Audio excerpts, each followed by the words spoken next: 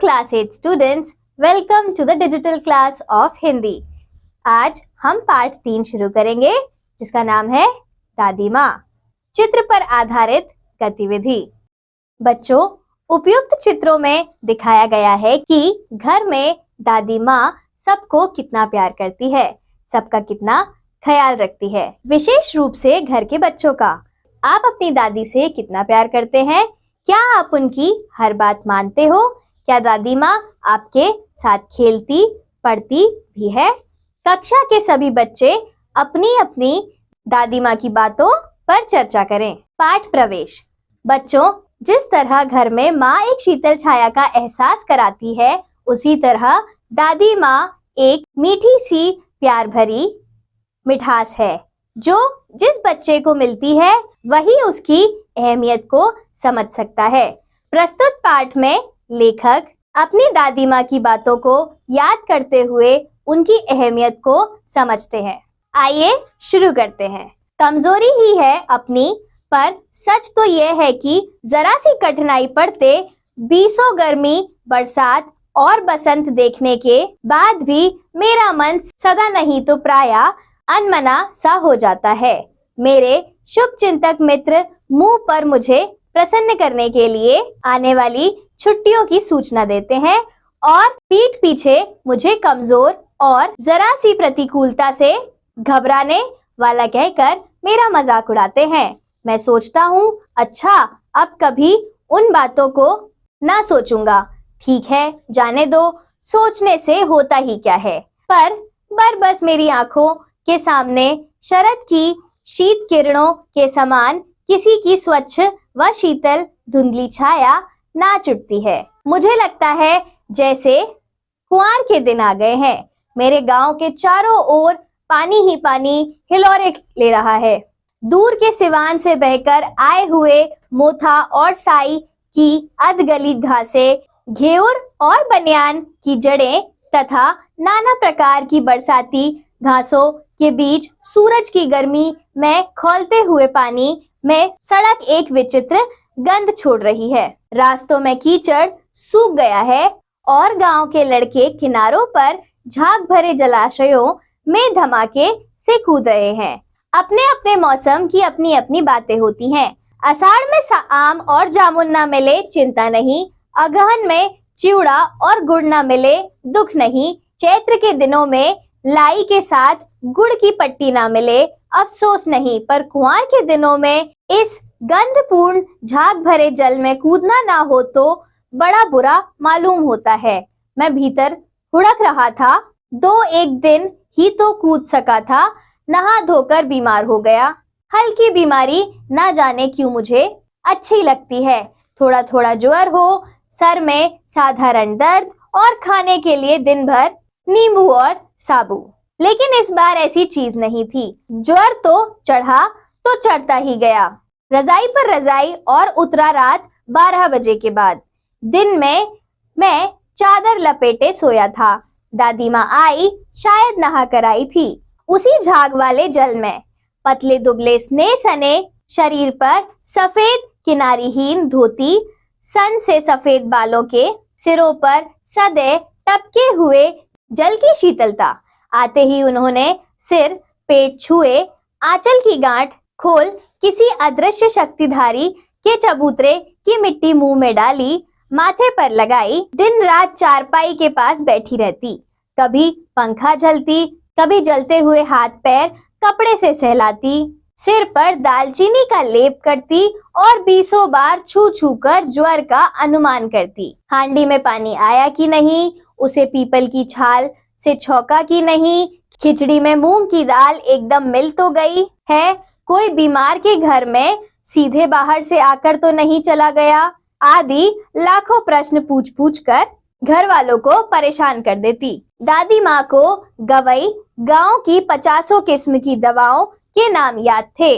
गांव में कोई बीमार होता उसके पास पहुंचती और वहां भी वही काम, हाथ छूना, माथा छूना, पेट छूना, फिर भूत से लेकर मलेरिया, सरसाम, निमोनिया तक का अनुमान विश्वास के साथ सुनाती। महामारी और विषुचिका के दिनों मैं रोज सवेरे उठकर स्नान के बाद लवंग और गुड़ मिश्रित जलधार, गुड़गल और धूप, सफाई कोई उनसे सीख ले। दवा में देर होती, मिश्री या शहद खत्म हो जाता, चादर या गिलाफ नहीं बदले जाते तो वे जैसे पागल हो जाती। बुखार तो मुझे अब भी आता है। नौकर पानी दे जाता है, मेस महाराज अपने मन से पकाकर खिचड़ी या साबू, डॉक्टर साहब आकर नाड़ी देख जाते हैं और कुनैन मिक्सचर की शीशी की तिताई के डर से बुखार भाग जाता है। पर न जाने क्यों ऐसे बुखार को बुलाने का जी नहीं होता। किशन भैया की शादी ठीक हुई। दादी माँ के उत्साह और आनंद का क्या कहना। दिन भर गायब रहती, सारा घर जैसे उन्होंने सिर पर उठा लिया है। पड़ोसिनें आती, बहुत बुलाने पर दादी माँ आती। बहन बुरा ना मानना, कार परोजन का घर ठहरा, एक काम अपने हाथ से ना करूं तो होने वाला नहीं। जानने को तो यूं सभी जानते थे कि दादी माँ कुछ करती नहीं, पर किसी काम में उनकी अनुपस्थिति वस्तुतः विलंब का कारण बन जाती। उन्हीं दिनों की बात है, एक दिन दोपहर को मैं घर लौटा। बाहरी निकसार में दादी माँ किसी पर बिगड़ रही थी। देखा, पास के कोने में डुबकी रामी की चाची खड़ी है। सो ना होगा धन्नो, रुपए में सूद के आज दे दे, तेरी आंखों में शर्म है नहीं, मांगते तो समय कैसी आई थी। पैरों पर नाक रगड़ती फिरी, किसी ने एक पाई भी न दी। अब लगी है आजकल करते, फसल में दूंगी, फसल में दूंगी। अब क्या तेरी खातिर दूसरी फसल कटेगी? दूंगी मालकिन, रामी की चाची रोती हुई दोनों हाथों से आंचल पकड़े दादी माँ के पैरों की ओर झुकी। बिटिया की शादी है, आप दया ना करेंगी तो उस बेचारी का निस्तार कैसे होगा। हट हट, अभी नहा के आ रही हूँ। दादी माँ पीछे हट गई। जाने दो दादी, मैंने इस अप्रिय प्रसंग को हटाने की गरज से कहा। बेचारी गरीब है, दे देगी कभी। चल चल, चला है समझाने। उस रोज तो बहुत डांट रही थी। मैंने पूछा, वह तो बड़े लोगों का काम है बाबू, रुपया देकर डांटे भी ना तो लाभ क्या। मैं मन ही मन इस तर्क पर हंसता हुआ आगे बढ़ गया। किशन के विवाह के दिनों की बात है। विवाह के 4-5 रोज पहले से ही औरतें रात रात भर गीत गाती हैं। विवाह की रात को अभिनय भी होता है। यह प्रायः एक ही कथा का हुआ करता है। उसमें विवाह से लेकर पुत्रोत्पत्ति तक के सभी दृश्य दिखाए जाते हैं। सभी पाठ औरतें ही करती हैं। मैं बीमार होने के कारण बारात में ना जा सका। मेरा ममेरा भाई राघव दालान में सो रहा था। वह भी बारात जाने के बाद पहुंचा था। औरतों ने उस पर आपत्ति की। दादी माँ बिगड़ी, लड़के से क्या पर्दा, लड़के और ब्रह्मा का मन तो एक सा होता है।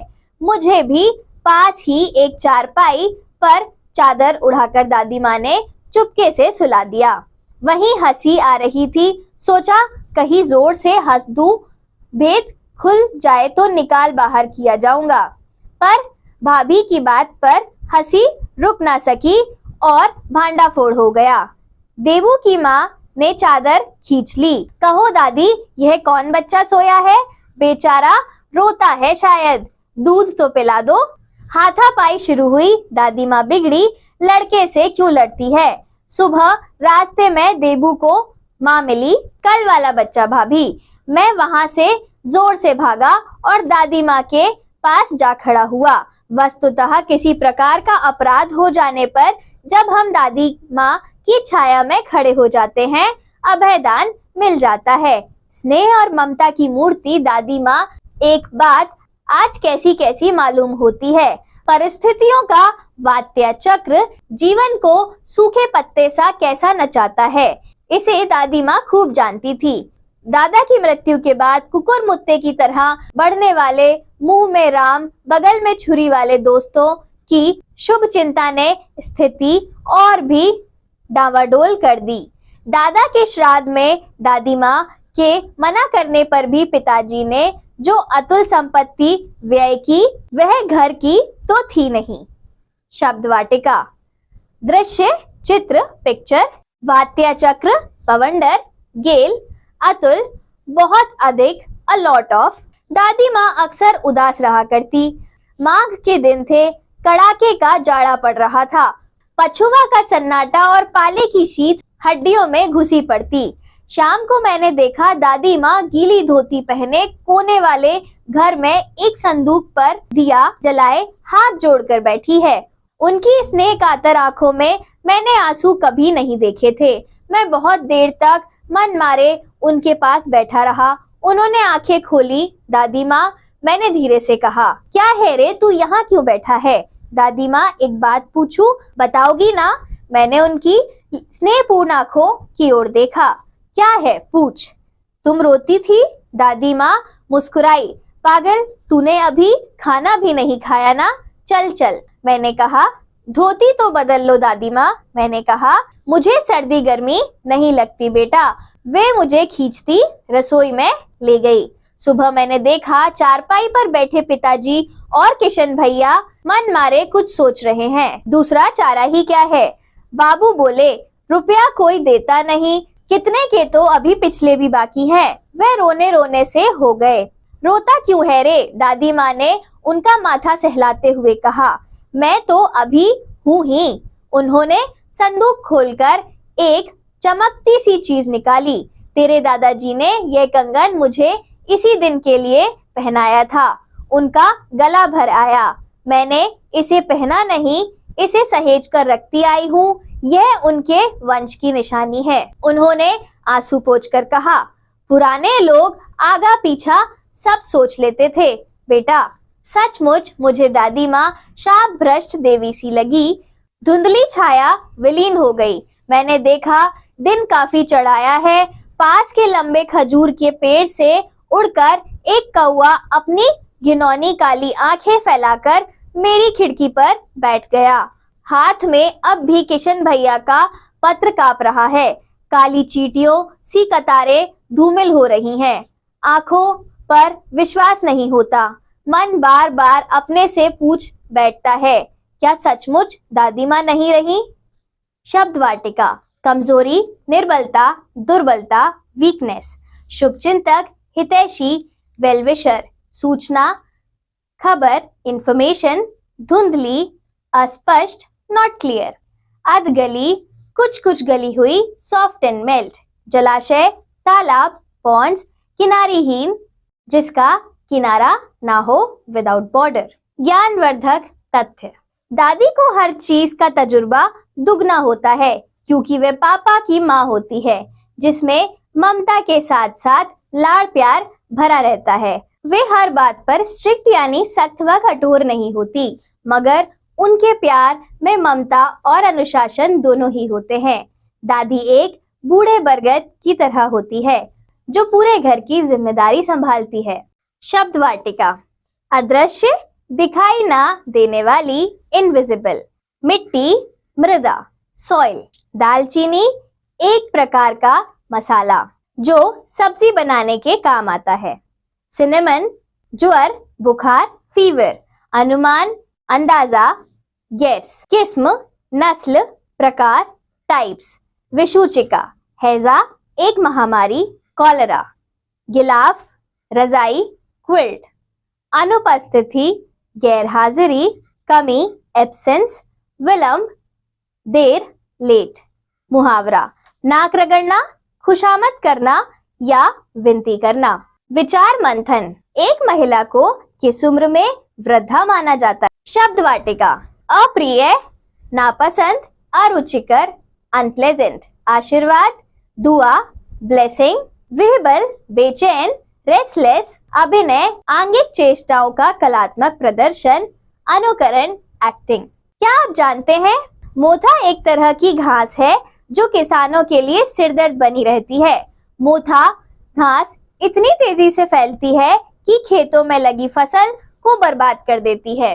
मोथा एक औषधि भी है। इसका उपयोग रोगों को खत्म करने के लिए किया जाता है। मोथा एक 10 से 75 सेंटीमीटर लंबी, कई वर्षों तक जीवित रहने वाली घास है। इसकी जड़ काले रंग की लकड़ी के समान और सुगंधित होती है। जड़ लगभग 1 से 2 सेंटीमीटर लंबी, एवं 0.8 से 2.5 सेंटीमीटर व्यास की प्रकंद चयुक्त तथा धागे के समान रोचों से ढकी होती है। मोथा की जड़ में लगी प्रकंद ही चिकित्सीय प्रयोग में आती है। रोचक तथ्य, दादी माँ की बातों को ध्यान से सुनना चाहिए क्योंकि उसमें अनुभव की पक्की चाशनी होती है। शब्द वाटिका, सन्नाटा, शांति, पीस, स्नेहपूर्ण, प्रेमपूर्ण, फुल ऑफ लव, सहेज कर, संभाल कर, केयरफुली, विलीन, खो जाना, डिसअपियर, कतारें, पंक्ति, क्यू। नैतिक शिक्षा एवं मूल्य। दादी माँ पाठ हमें यह प्रेरणा देता है कि बड़ों की सीख सदैव महत्वपूर्ण होती है। हमें अपने बुजुर्गों की भावनाओं को समझकर उनका सम्मान करना चाहिए। हमें सदैव उनका पूरा ख्याल रखना चाहिए। जिस प्रकार उन्होंने हमारी चिंता व परवाह की, वैसे ही चिंता हमें उनकी बुढ़ापे में करनी चाहिए। धन्यवाद बच्चों, अब हम मिलेंगे अगली कक्षा में।